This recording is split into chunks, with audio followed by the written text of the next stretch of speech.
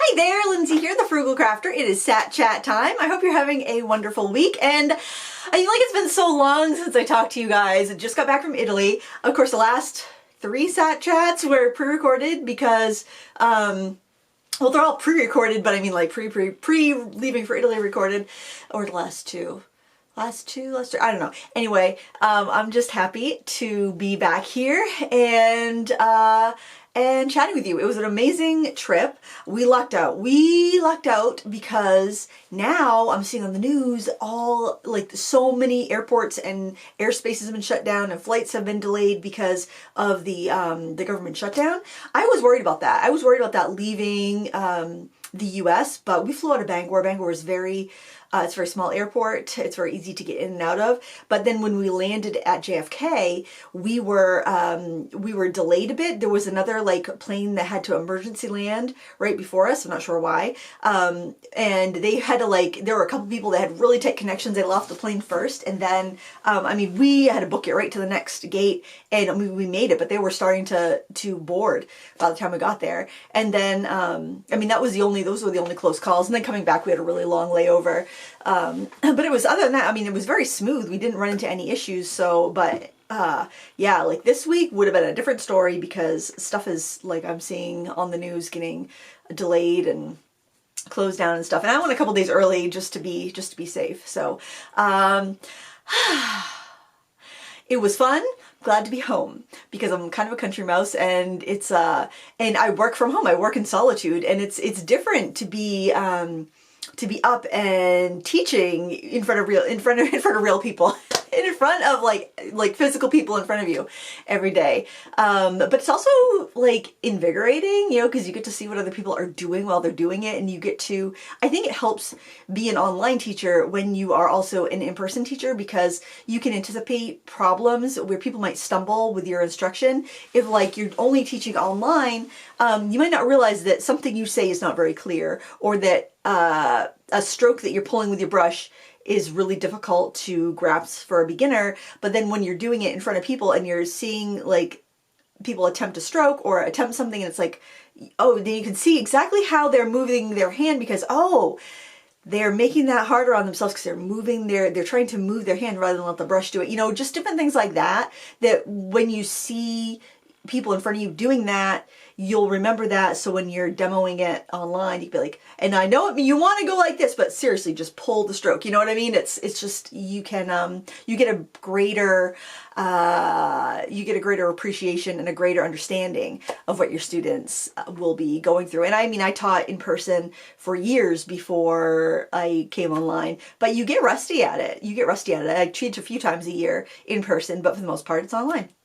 So, so that's like really good, I think, for sharpening the saw, if you will. And I did take some video from Italy. I posted a bunch of photos on Instagram already. So if you just look in the video description, you can click on my Instagram. I'm just at Lindsay Weirich on Instagram, but you can click on that and see a bunch of photos that I shared from that, and you can see the group. We had a good time. We had a couple different little trips to these really old cities, and it's that's so interesting because being an American, everything's new here, right? We don't have these buildings that are hundreds and hundreds and hundreds of years old. You don't have like the brick and cobblestone streets. I mean, you might in like some older cities, like some of New England cities, you'll see like, but it's usually not the road. It's usually like, you know, you'll have a little, like a square or a little, you know, pavilion area or something like that, but not like entire roads. So it's really, and probably New England, I mean, we see kind of the oldest architecture here, but it's nothing compared to like Florence, where it's like, holy cow, this has been like millions of people for thousands of years have walked on these streets. It's very humbling to see that. So we arrived in Florence. It was around noontime, I think, maybe a little bit earlier. And our hotel wasn't ready, so my husband and I, so we dropped off our bags at the hotel so they could wash them. Like, let's just wander around. I am somebody who doesn't like to really research. This probably sounds awful. So I'm somebody who doesn't like to research an area before I go there. I like to have book a hotel, have an idea, but I like to kind of explore. And so like, it was funny when we went on the cruise last May, the couple we went to, one of them like wants to find out all about it, wants to watch all kinds of video tours about it, wants to know this, wants to know that, I'm like, I don't want to know much. I want to know where to go and how to get there. And once I'm there, I just want to explore and find everything out on my own. I feel like I have lipstick on my teeth. Hope I don't. Anyway, I like to just kind of, you know, roam around. I had a day. We knew we were gonna have a full day. We'd have a half a day when we got there, then a full day, and then we'd be picked up the next late morning. And so when we got there, it was kind of just overcast. It looked like it was kind of threatening rain. It was a Thursday afternoon. So we're wandering around. It's, you know, it's cloudy. It's just very like what you would picture, that kind of like romantic Italian city, like European city in the mist, you know. It's just so like, I don't know, just very cinematic. And, you know, and of course you're seeing this with like your brand new eyes, and everything just looks so charming, right? And we find this, we're not sure where we're going to eat. We're kind of looking at some of the menus that are posted, and we're reading the menu at one place. And the maitre d' comes out, and I guess she's like, "Buongiorno, come. Do you want to sit? Do you want a table? Do you want to?" And so we didn't really have much of a place. We're like, "Sure, let's go sit here," right? You know, definitely they saw the tourists coming, and so we sat down. And I was surprised at how easy it was to eat vegan in Florence. Right on the menu, I didn't have to ask for anything special. They had what was it called? A pomodoro, I think, and it was just a pizza. It had garlic and tomato and I think maybe olive oil or something, but it didn't even come with cheese. So I'm like, perfect. So I had that. I had a limoncello spritzer. We just sat there and we're looking at like, because it was in this like kind of piazza area where there was there were some real like authentic, well, they're all real statues, but there was some like, there was like the actual statue from, you know, days of old day, like Perseus with Medusa's head. That was there, the actual real deal. And then there was David, but it was a replica of David. Because they moved the real David inside so it wouldn't get damaged because of all the weather and stuff. But the fountains, and it's just all so amazing. It was just like, holy cow, I cannot believe I'm sitting next to that building, looking at that sculpture, like eating pizza. It was surreal. It was so cool. And then we roamed around a little bit. Then we were able to check into our hotel. Then I just kind of like a blur. I think I slept 12 hours. And then the next day it was beautiful, sunny, warm day, like 70. It's so much warmer in Italy than Maine. I was really surprised because I figured, you know, we're kind of, they're definitely closer to the equator than we are. But even when Lila was studying in England last fall, it was warmer there than it was here. So anyways, that was nice because I did pack some layers, but most of my stuff I packed was like this type of material that doesn't wrinkle because I like to pack light, and, you know, I had to bring a bunch of the art supplies that were difficult to source there, like for bookbinding and stuff. And so I didn't have a ton of like warm clothes. I had some like sweaters and stuff, like a sweater and a cape that I could wear, but I was so warm. It was so nice. It was actually kind of hot, actually, like compared to where we come from. It, you know, you're not used to it, you know, like 5 degrees warmer can feel quite a bit hotter. But then it was so crowded. It was so crowded. And then we were walking around, and it's funny how your perception shifts from when you first see a place to like after you've been there a day or two. And then I'm noticing that in all the little stores that are around there, like they're selling the same bags, the same handbags, the same like pottery with lemons on it, the same stationery, the same what was the other thing? But it was very like, you had to say, how can all these lemon pottery stores stay in business? Because it was just like, it was very cute. Once you start walking into the stores, it's like, that's the same stuff that was in the other store. A lot of the same like magnets and whatnot. So I'm like, oh my gosh, they have tourist traps here too, just like we do in Maine. So we headed out. We headed out in the morning on that Friday. It was our whole day. It was a full day off in Florence before the workshop started. And like, well, let's go wander over to the Duomo. And it's that big cathedral, very famous. So we started walking in the direction we thought we were going, because we had breakfast and we went up on the rooftop of our hotel and we could see it. So we went off. But when you're in the city, the buildings they're not skyscrapers, but they're really high and you can't really see that far ahead of you, which is a little disconcerting when you come from the country where you can see so far ahead of you. You can see wherever you're going. So you feel a little bit penned in if you're not used to that, being in a city like that. And so we started walking, and then one way was really crowded, lots of people. And the other way was less crowded, fewer people. So we went to the less crowded, fewer people way, which is obviously that's not where the sites are going to be. But we ended up finding these really wide tree-lined streets, really wide like sidewalks. And we found this like, it was like an art school, and there's a big park next to it. And people were out there with their dogs, and it felt a little bit more like home. And it was kind of nice just to kind of like relax away from the throngs of people, because there were throngs of people. Which obviously it's Florence. It's a, you know, it's a very busy tourist city. And so we headed back. I think we had some lunch. And then we decided we're going to go and try to find A, the Duomo, and B, that art store that one of you guys told, actually a couple of you guys told me about it. I think Berlina was the first person that told me about it in the chat. And I didn't have data in the city, so I screenshot the walking directions from the hotel. I have a terrible sense of directions, and I immediately got lost. But we just headed in the direction of the Duomo because you could see the dome. And oh my gosh, Ponte Vecchio, we stayed like right next to Ponte Vecchio, which I thought, I'm expecting to find all these like old charming shops, and they're all like jewelry, watches, handbags. I don't know what I was expecting, but I think I was expecting like old-timey looking people like doing old-timey medieval stuff. I don't know. I didn't know what I was expecting, but it's like, wow, it's very modern here. You know? I don't know what I'm expecting, like people to be wearing, I don't know, what do you call them? Those knight in shining armor outfits? I don't know what I was expecting. But I was like, oh, look at that. They're all selling modern things. I was just expecting like people running around in Venetian masks and I don't know. But it was pretty cool. It was really neat to like see all those bridges over the river there and to like actually walk down a bit and then look at Ponte Vecchio from a distance. It was very cool. So where was I? Oh, so we headed out. Look, okay, we know the direction we're going in. And this art shop is like a block away from the Duomo. It's like so close. I could not find it because there's so many, it's such a big building. This building is huge. This building is like bigger than, it's like the size of a mall. And I'm giving you an American reference of how big this building is.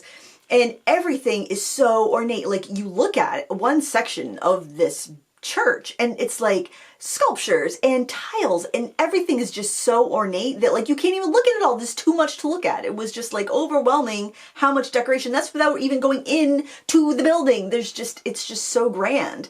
And then there's all these little roads kind of coming off of it. It almost seemed like it's like kind of spokes off of it, and it's just like there's too many roads and it's hot and it's so crowded. And yeah, it was overwhelming, and I could tell my husband was just like, because we're going to get lost. You have no sense of direction. So we ended up retracing our steps back. Then I realized, I think it was the next day at breakfast, maybe it was at dinner. It was probably at dinner because we decided we were going to have dinner on the rooftop, try to see the sunset over Florence because you could see the whole skyline from the roof of the hotel we stayed at. And at that point I realized you can download Google Maps for a certain area and have it on your phone. So maybe a little research before a trip would have been good. I could have downloaded that ahead of time. So I'm like, oh, why didn't I know? But not that I needed to go to another art supply store but I don't know. When I travel to a different place, I like to go to an art supply store. I don't know what that is. I know it's probably pretty silly and vapid. I felt kind of silly and vapid, so I didn't want to push it because like, you know, I have plenty of art supplies, but it's just kind of fun to see how the other half lives, what their stores are like.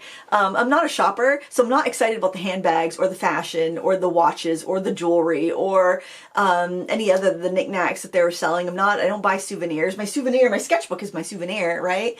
But I don't know, it's fun and fascinating. What kind of art supplies do they have over here? What do the artists use over here? You know, especially being in Florence where it's like art everywhere.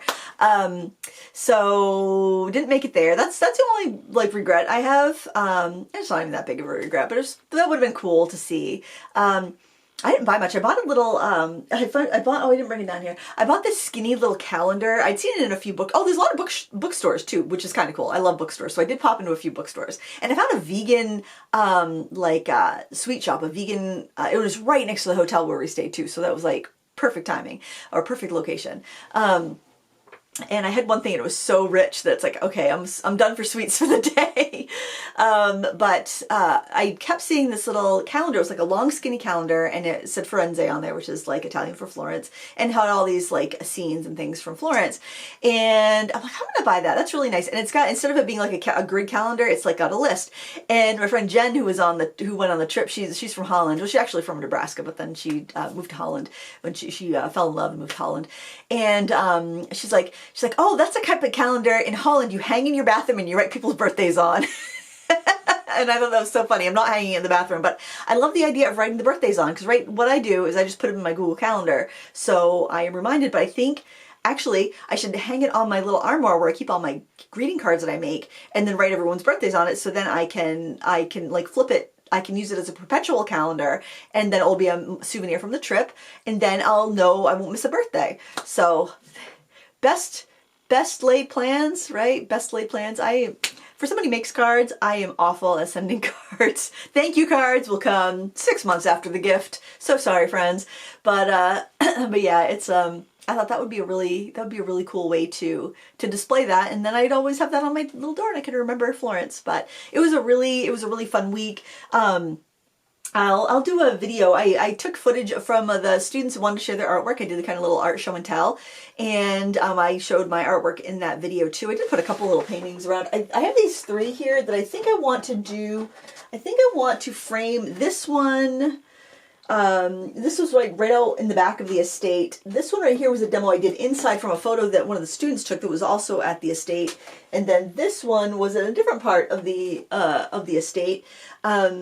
And I thought it'd be cool to kind of frame these and display them together somewhere, maybe in my office upstairs, I'm not sure.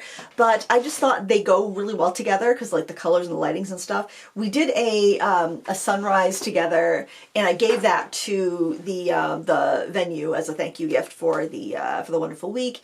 But I did take a photo of that somewhere. Somewhere, I think. Yeah, I'll have to put a photo in on that video, but I have not even organized. I've downloaded all of my photos and videos from my phone onto my computer, but that's as far as I've gotten. We did this yesterday in a live stream. We painted this door knocker. That's from a photo I took in Florence. I love all the ornate doors and door knockers and window boxes and stuff. And so, yeah, you can follow along. That's a real-time tutorial up on my YouTube channel right now. And you can find the reference photo either on my Instagram page or on the community tab on my channel. And I was using some A Gallo watercolors that Vilma, another student, brought for me. And I'd never used that brand before, and I get asked about that brand all the time. So that was cool to try that. But I mixed with my Rosa Gallery watercolors because I didn't have all the colors I needed. These were all the A Gallo ones. I just kind of like did a really kind of messy swatch there, let them run together to see how they interacted. But I was looking for where you can buy the A Gallo colors, and you can get them from Jackson's. And Jackson's has a location in the USA, so you can shop and have it shipped to you from the USA. And it's actually in Fairfield, Maine. Sadly, we can't go and visit them. That would be a fun field trip. Ooh, maybe they would let me, and then I could do like a little video tour. Wouldn't that be cool? I'll have to write that down. Get on that idea. I think that would be fun. Fairfield's not too far from where I grew up, so I could actually just go down there, do that, and go visit my parents or something, or my mom.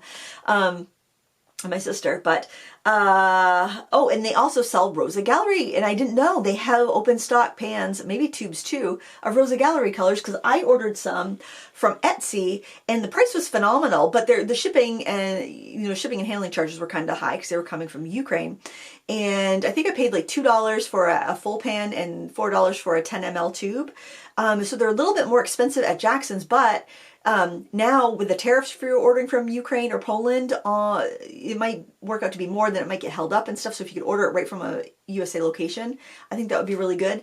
Anyways, I linked to those in the description of that video if you want to check it out. That's under the live tab on my channel, and I'll try to remember to put a link in the video description so you can just click over to that. If I don't like how they divide everything on YouTube, how like you've got videos on one tab, like your pre-recorded videos, then you have a tab for live streams, and you have a tab for your community posts, and you have a tab for playlists. It's just, if you know how to navigate it, that's fine, but if you're just a casual YouTube watcher, you might not see, you might not know, right? So anyway, yeah, it was a really fun week, and I just got off, actually just got off a call with Uptrek, because we do kind of like a post-mortem when you get back. We talk about how did things go, what would you change, what went well, what could be improved upon, and because I used feedback from my France retreat to help me be a better teacher for the Italy retreat. So and it's funny because I don't think I take criticism particularly well, but I will use criticism to improve, which I think that's what criticism should be. It's not like there was like any mean comments or something, but if I hear something that I'm like, okay, I want to make this a better retreat this time. I always want to improve. So something I did this time was before the retreat, I asked in the Facebook group, because they set up a group for everybody that's enrolled, like about 4 months before the retreat. So like if you signed up for my Greece retreat about 4 months before that, you'll get invited to a Facebook group where you can meet the other people that are going. And one of the things I asked in that group is, what are your intentions? Let me know what you want to get out of this retreat so I can help you grow and get what you're coming for, right? Because you spend a lot of money to go on these retreats. I want to make sure you get your money's worth for everything, especially the teaching though. I want to make sure you're getting what you came for.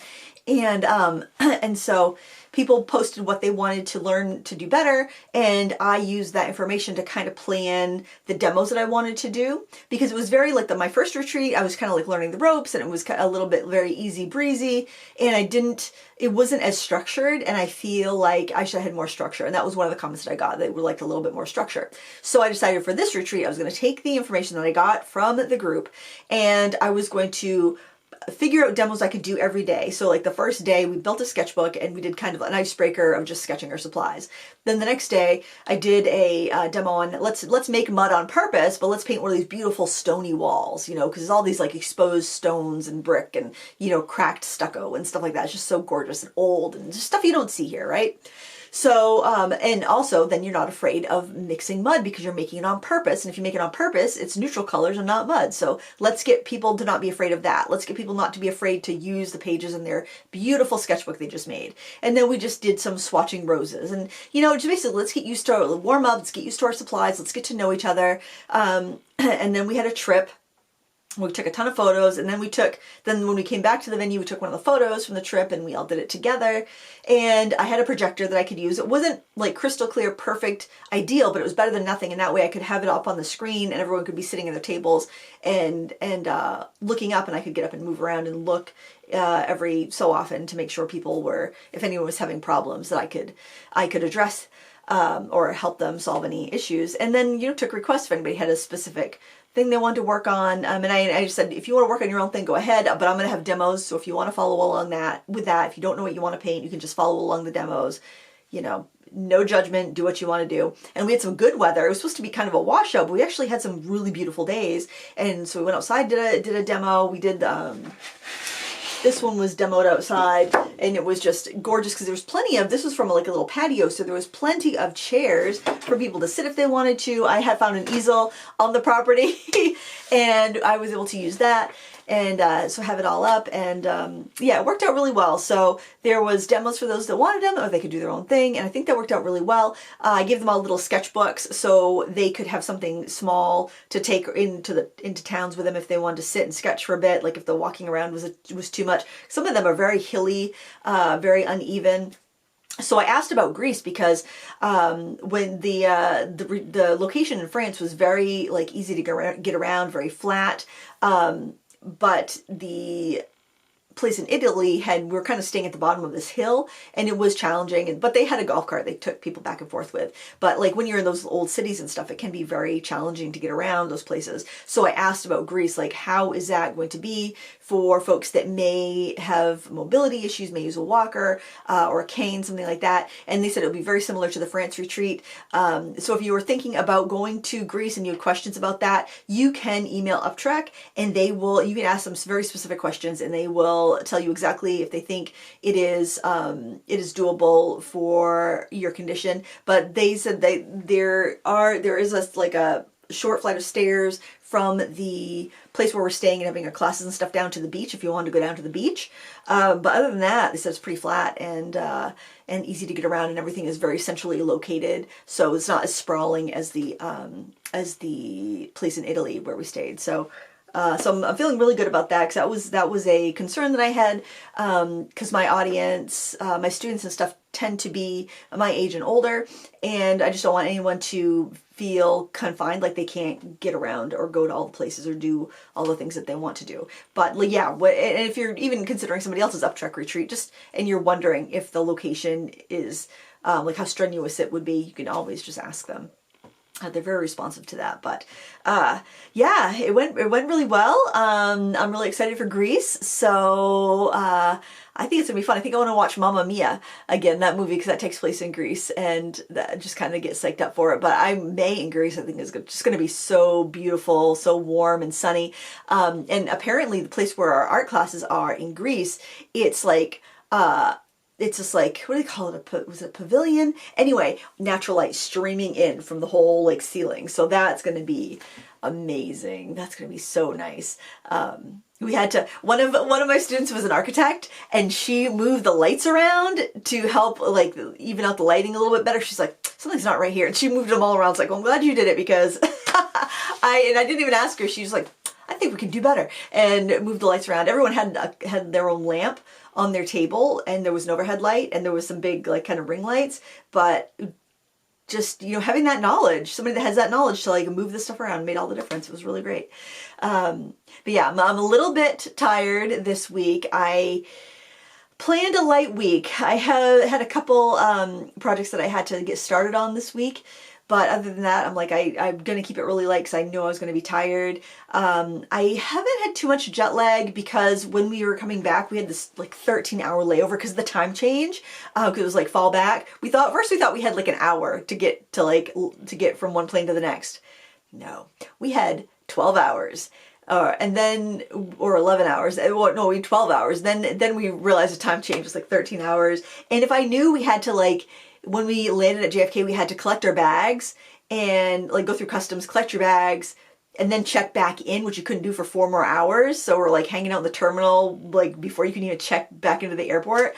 I would have probably booked a hotel right there, but I didn't realize how close there was ones there. And I'm just like, I'm going to be at the airport. It's fine. But because of that, we pretty much stayed up except for a little cat nap. So when we got home, we stayed up till it was reasonable bedtime, and then like crashed.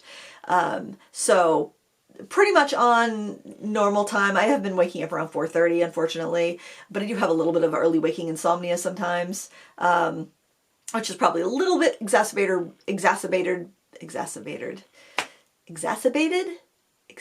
Gosh, this is one of those words you don't think of until you say it out loud, then you realize you know how to say it. By the time change, the fallback, and also the jet lag. But oh, it was so funny. We had an Air France flight back. I've never flown an Air France before, and they know how to party, man. I'm sitting there, they bring out some dinner, and like, you want some champagne with your dinner? And I'm thinking it was probably like $25 or something. And the lady next to me was like, sure, why not? And he goes, how about you, madam? And I'm like, oh, what the heck? He goes, yes, let's extend the vacation. Here you go. There was no charge. It was like free champagne. And then they like came back, you want a brandy after your dinner? And I'm like, why not? I've never had brandy in my life. I don't like brandy, turns out. But it was very, very sweet, and it was like a pear brandy or something. Anyway, but I tried it. It was funny, and I was expecting them to come around and be like, and your bill, and it was nothing. They're just like, no, everyone drink up. You guys are sleeping on this flight back.